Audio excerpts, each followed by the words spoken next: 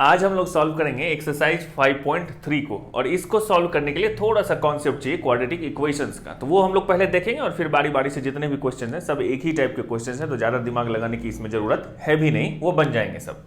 तो अभी हम लोग पढ़ रहे हैं complex number and quadratic equations class 11, right. तो यहाँ पे क्वाड्रेटिक इक्वेशन का क्या मतलब है, हम लोग जो यहाँ पे पढ़ रहे हैं वो कॉम्प्लेक्स नंबर से रिलेटेड है। किस तरह से वो देखिए, X square plus B X plus C equal to 0, ये क्या होता है, क्वाड्रेटिक इक्वेशंस होता है। यहाँ पे ए बी सी ये सब क्या होते हैं, रियल नंबर्स होते हैं। और ये जो ए है वो कभी भी 0 नहीं हो सकता। ये ए एक्स स्क्वायर का जो कोफिशिएंट है, ये क्यों, क्योंकि 0 हो जाएगा तो फिर ये क्वाड्रेटिक इक्वेशन यहाँ पे रहेगा नहीं, ये दिख रहा है यहाँ पे, राइट। तो इसका जो सॉल्यूशन होता है वो क्या होता है, एक्स इक्वल टू, ये आप लोग 10th क्लास में पढ़े भी होंगे, X equal to minus B plus minus root over B square minus 4ac divided by 2a होता है, ठीक है। और इसके फिर डिफरेंट सॉल्यूशंस होंगे, और वो डिफरेंट सॉल्यूशंस किस चीज पे डिपेंड करते हैं, इस पे, ये जो root over B square minus 4ac है, इसको क्या बोलते हैं, डिस्क्रिमिनेंट भी बोलते हैं हम लोग। तो यहां पे अब ये देखने की बात है कि अगर बी स्क्वायर माइनस 4ac ये जो रूट के अंदर है, ये क्या क्या हो सकता है, स्क्वायर रूट के अंदर है, तो ये इक्वल टू 0 हो सकता है, B square minus 4ac greater than 0 हो सकता है, और B square minus 4ac less than 0 हो सकता है। ये तीन कंडीशन तो हो सकते हैं, है ना। इसको आप ऐसे बोल सकते हैं कि non negative and negative. Negative मतलब डायरेक्ट ये वाला, और ये दोनों मिलकर नॉन निगेटिव। और ये बात समझ, मतलब ग्रेटर देन और इक्वल टू। तो इस दोनों केस में जब ये इक्वल टू हो जाता है तो क्या होता है, ये सब हम लोग पढ़े हुए हैं, इसको मैं ऐसे ही रिकैप कर रहा हूं। इक्वल रूट्स होते हैं। इक्वल रूट्स क्यों होंगे, क्योंकि ये अगर 0 हो जाएगा ये टर्म, तो direct minus B by 2a plus 0 करने से, ये अगर 0 हो गया तो ये 0 टर्म हो गया, तो minus B by 2a plus 0 करो या माइनस 0 करो, दो चीज निकलेगा, दोनों एक ही जैसा निकलेगा, सेम टू सेम, ठीक है। ये अगर ग्रेटर देन 0 है तो 2 डिफरेंट रूट्स निकलेंगे, है ना। और ये रियल नंबर वाले होंगे, रियल नंबर वाले रूट निकलते हैं। ये एग्जांपल अभी करेंगे, हम लोग देख लेंगे। और बी यहां पे हम लोग जो डिस्कशन कर रहे हैं कॉम्प्लेक्स नंबर का कंडीशन कहां पे आएगा, यहां पे जब B square minus 4ac less than 0 हो जाएगा, तब क्या हो जाएगा कि रूट के अंदर एक निगेटिव क्वांटिटी आ गई। और ऐसा जब होता था तो हम बोल देते थे पहले कि इसका सॉल्यूशन नहीं होगा, क्योंकि हम नहीं जानते थे, हम ये बोलते थे कि इसका इमेजिनरी सॉल्यूशन होगा। दो सॉल्यूशन होंगे, इमेजिनरी सॉल्यूशन होंगे, हम नहीं जानते। लेकिन जब कॉम्प्लेक्स नंबर इंट्रोड्यूस हो गया तब हम इसको -1 को जब हम लोग बोलने लगे कि कुछ वैल्यू देने लगे, माइनस रूट माइनस 1 को जब बताने लगे कि इसका वैल्यू क्या है, तब हम लोग समझ गए कि इसको अब हम लोग चेंज कर सकते हैं किसी दूसरे चीज में। देखते हैं वो हम लोग क्या कर सकते हैं। ये देखिए, ये जैसे minus B plus minus B square minus 4ac है, तो अब इसको यहां पे देखिए कि x equal to minus B plus minus root over B square minus 4ac divided by 2a हो गया, ठीक है। और ये बोल रहा है कि ये टर्म निगेटिव हो गया। कहने का मतलब आप समझ रहे हैं मैं क्या बोल रहा हूं, minus B plus minus root over negative stuff divided by 2a, ठीक है। तो ये निगेटिव क्या है, B square minus 4ac negative है, तो उसको पॉजिटिव करने के लिए क्या करना पड़ेगा वो बताइए। उसमें this equal to minus B plus minus, ये जो बी स्क्वायर है इसको अगर हम लोग -1 into 4ac minus B square कर दे तो ये पॉजिटिव हो जाएगा ना, ये वाली टर्म। अरे बस समझ में मैं क्या बोल रहा हूं। ये जो बी स्क्वायर माइनस 4ac, ये तो मैं बीच में समझाने के लिए लिखा हूं कि आप समझो कि ये जो टर्म है वो निगेटिव है। अब इस निगेटिव को हम लोग पॉजिटिव बना रहे हैं। पॉजिटिव बनाने के लिए अगर B square minus 4ac less than 0 है तो 4ac minus B square greater than 0 होगा ना। ये तो सिंपल सी बात है ना। ये टर्म अगर लेस देन 0 है तो ये टर्म ग्रेटर देन 0 होगा, है ना। तो इसको मैंने -1 बाहर कर लिया इधर, और ये टर्म डाल दिया 4ac माइनस बी स्क्वायर। अब -1 को, और ये डिवाइडेड बाई क्या है 2a, तो this equal to minus B plus minus, इस -1 को हम लोग क्या लिख सकते हैं, आई स्क्वायर। -1 को हम लोग क्या बोलते हैं, आई स्क्वायर। यही तो डिफाइन किया गया है ना, कि रूट ओवर -1 इक्वल टू आई। तो ये हो गया आई स्क्वायर, और ये 4ac माइनस बी स्क्वायर ऐसा लिख सकते हैं हम लोग, डिवाइडेड बाई 2a। तो अब ये क्या हो गया यहाँ पे कि 4ac माइनस बी स्क्वायर ये पॉजिटिव टर्म है, और ये आई स्क्वायर हो गया, तो इसको हम लोग उठा के बाहर ला सकते। तो this equal to minus B plus minus I हो गया यहाँ पे, और root over 4ac minus B square divided by 2a x equal to, ये हम लोग का अब सॉल्यूशन हो गया।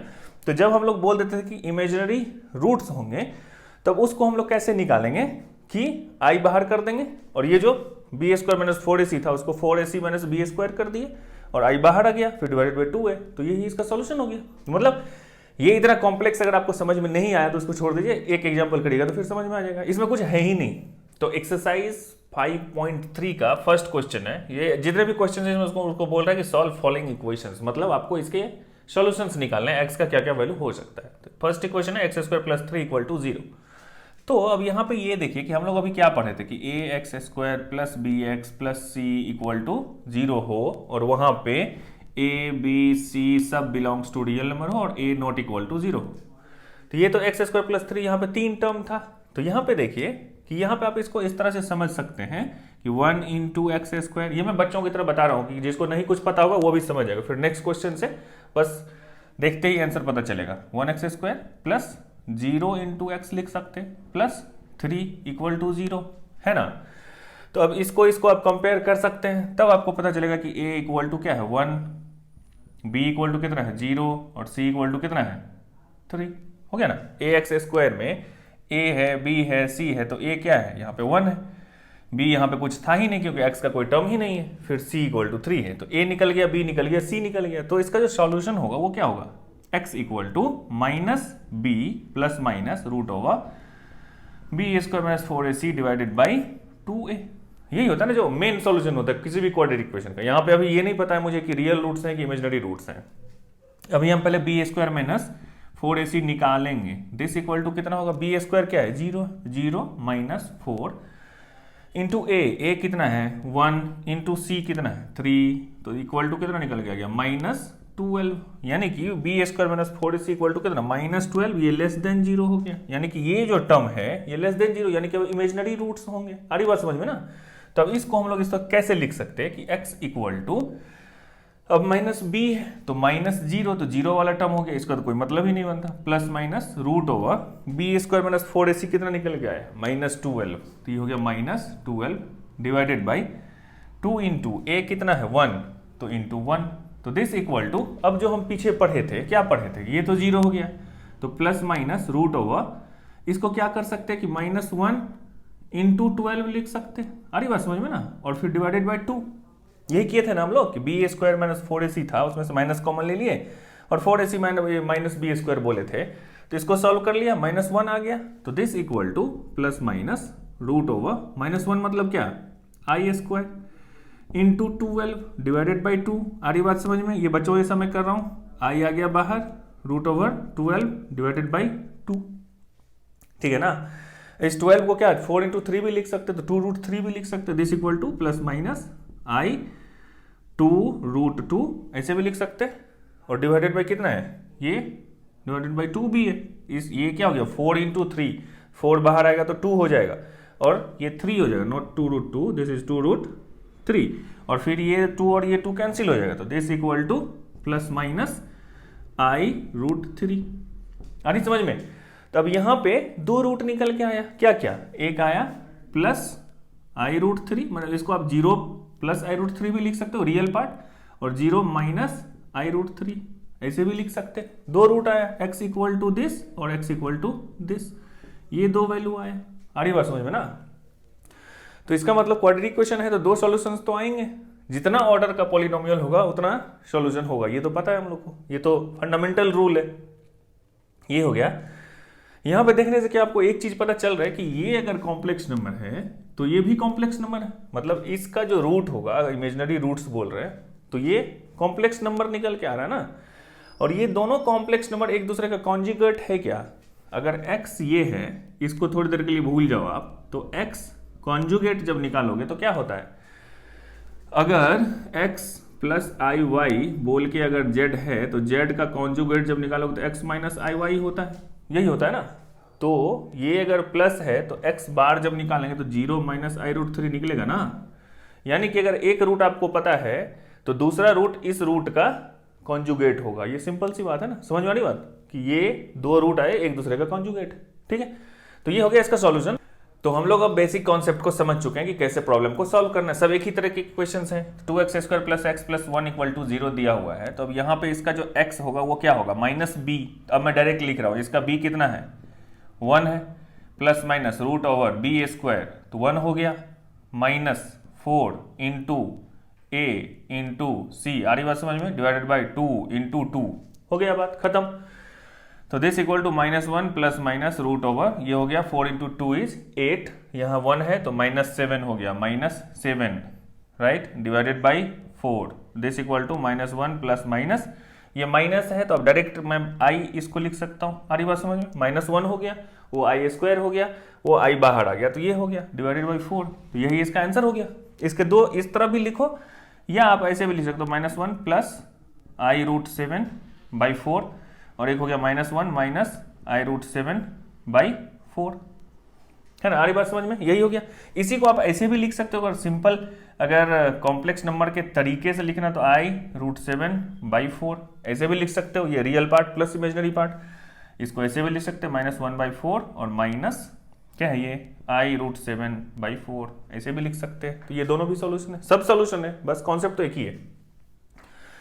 इसको देखो यहाँ पे क्या है कि x इक्वल टू अब क्या हो जाएगा, -b, तो -3 प्लस माइनस √b² = 9 -4 × 1 × c मतलब ac, ये हो गया, /2 × 1 हो गया, सिंपल है।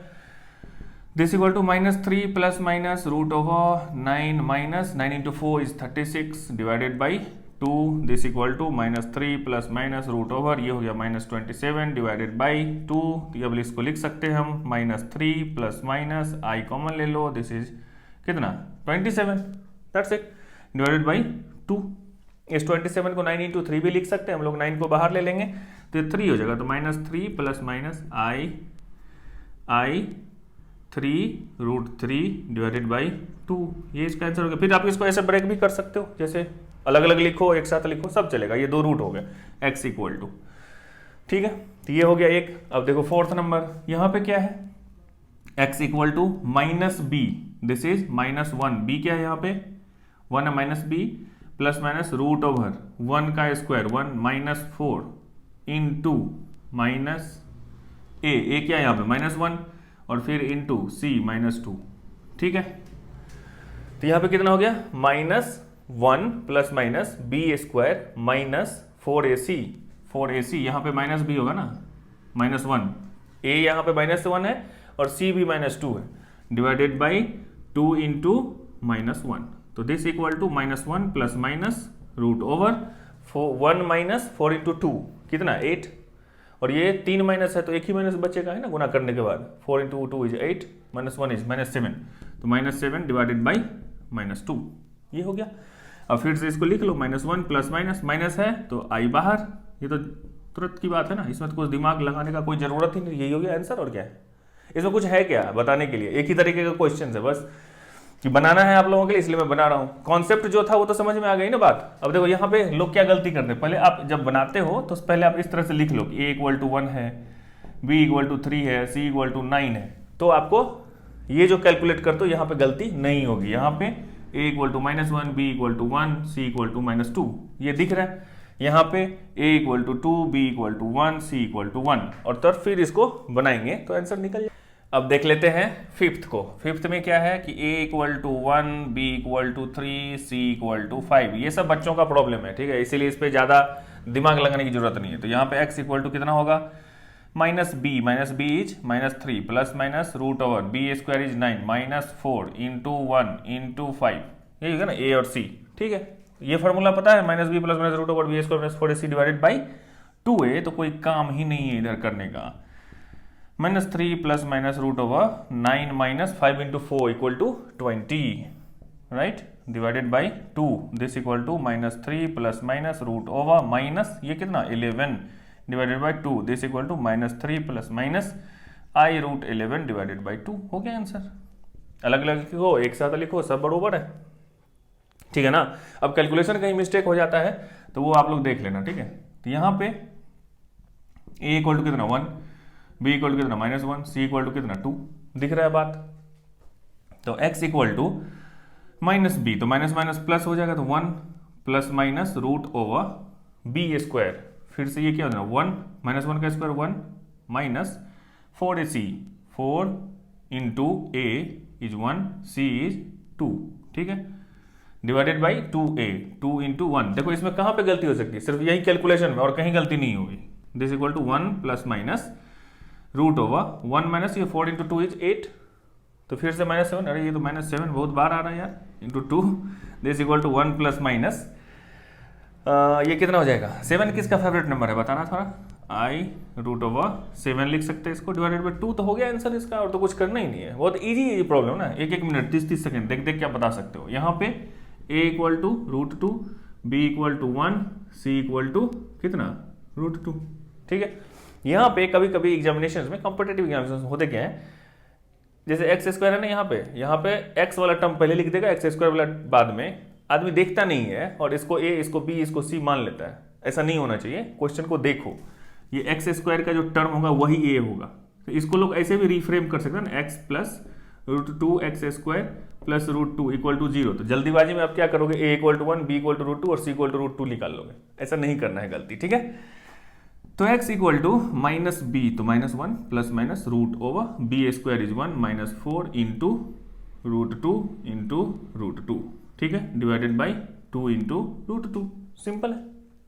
This equal to minus 1 plus minus root over 1 minus ये रूट 2 हो गया, 4 इंटू 2 इज कितना हो गया 8, अरे भाई फिर से 7 आ गया, ठीक है, 4 इंटू 2 इज 8, ये माइनस 8 हो गया, divided by 2 root 2, this equal to minus 1 plus minus root over minus 7 divided by 2 root 2, फिर से यहाँ पे माइनस 7 आ गया, तो माइनस बाहर ले लेंगे, तो माइनस 1 प्लस माइनस आई हो गया रूट 7 डिवाइडेड बाई 2 रूट 2, तो यही हो गया एक्स का वैल्यू, ठीक है। तो फटाफट हम लोग सॉल्व कर लिए, हम नेक्स्ट देख लेते हैं।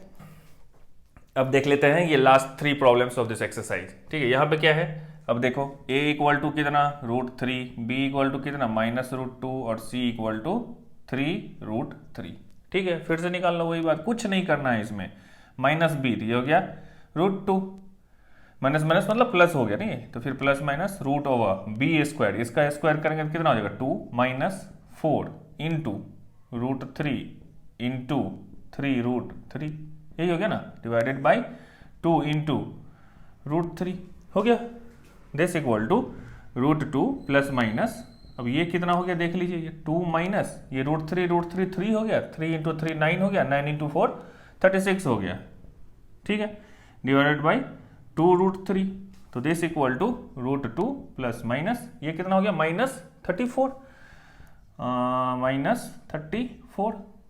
Divided by 2 root 3, this equal to, अब इस माइनस को ले लो इधर अंदर, मतलब बाहर कर लो, तो रूट 2 प्लस माइनस आई हो गया रूट 34 हो गया, डिवाइडेड बाई 2 रूट 3 हो गया, यही तो इसका आंसर हो गया, और तो कोई बात ही नहीं है इसमें, ठीक है, ये आंसर हो गया किसका, x इक्वल टू, ये जो भी निकल रहे रूट्स निकल रहे, 2 रूट्स निकल रहे, हर एक रूट एक दूसरे का कॉन्जुगेट, ये हम लोग डिस्कस कर चुके, ठीक है।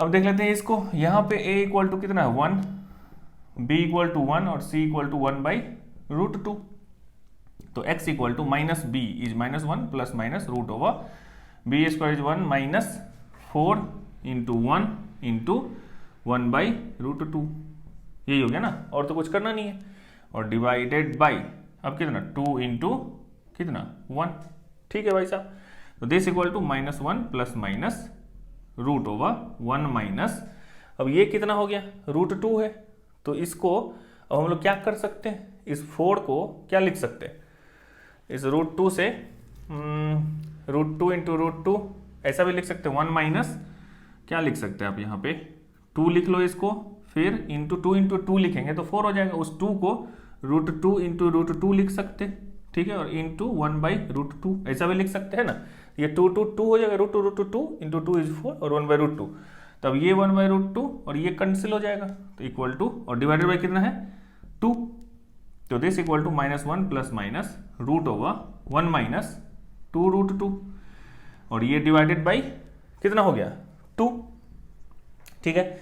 अब ये देखो ये 1 माइनस 2 रूट 2 है, ये 2 है, ये रूट 2 है, इन दोनों को मल्टीप्लाई करोगे तो 1 से बड़ा ही होना है इसको, तो अब हम क्या करेंगे इसको, तो ये तो हो गया क्या नेगेटिव वैल्यू इसके अंदर, तो फिर से अब क्या करेंगे माइनस 1 प्लस माइनस इसके अंदर -1 कॉमन ले लो, 2√2 -1 हो जाएगा, तो ये पॉजिटिव वैल्यू हो गया और डिवाइडेड बाई 2 हो गया।